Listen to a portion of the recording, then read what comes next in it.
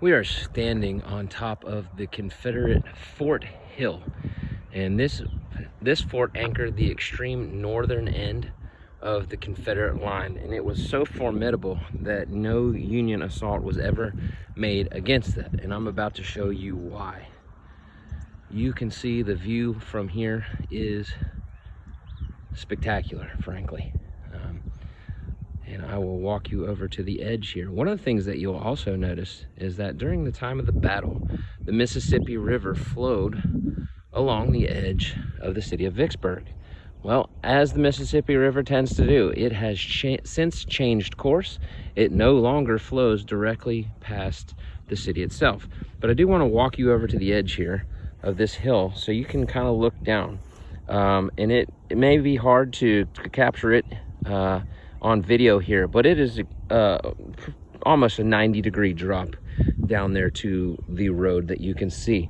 One of the other things that you can see, perhaps, and the vegetation has grown up a little bit, but I'm going to try to get you over here to a shot.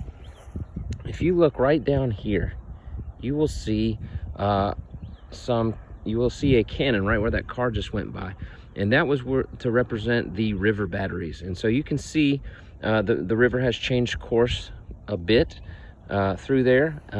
It would have been closer at the time of the battle, but the gunners here sank the Federal gunboat Cincinnati on May the 27th, 1863. You can also see out here in the distance, kind of this tan area up there. That is the Chickasaw Bayou battlefield, and I had an opportunity to get out there for the first time a month or so ago when I was here with my son. I had not been out that battlefield tends to be underwater a lot of times, and it's really difficult to get out there with the flooding of the Mississippi River. You have to be here at the right time of year, otherwise you can't get out to it unless you have a boat, and then you're not going to be able to see anything anyway. You have to use your imagination. There's no signage out there. There are no markers whatsoever. If you happen to have the blue and gray issue on Chickasaw Bayou, in the back of that issue there is a driving tour, and you can use GPS coordinates to get out there. I recommend that you do so if you're not familiar with the area, because you're out in the woods. You are way out there. You hear the banjo music play, if you know what I'm talking about, when you get out there. But this is Fort Hill, and I wanted to take you to it so you could see the extreme northern end of the line. And you can't see it for all these trees here, which obviously would not have been here at the time of the battle. But no major Union assaults occurred on the northern end of the Confederate line.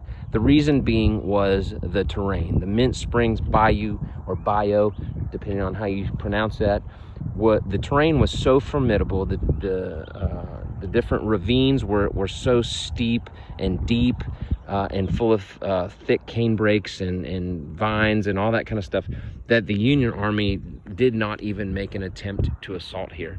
So this would have been, I think, a relatively quiet position for the Confederate defenders. They would have worried about the river primarily, but no land assault was made here.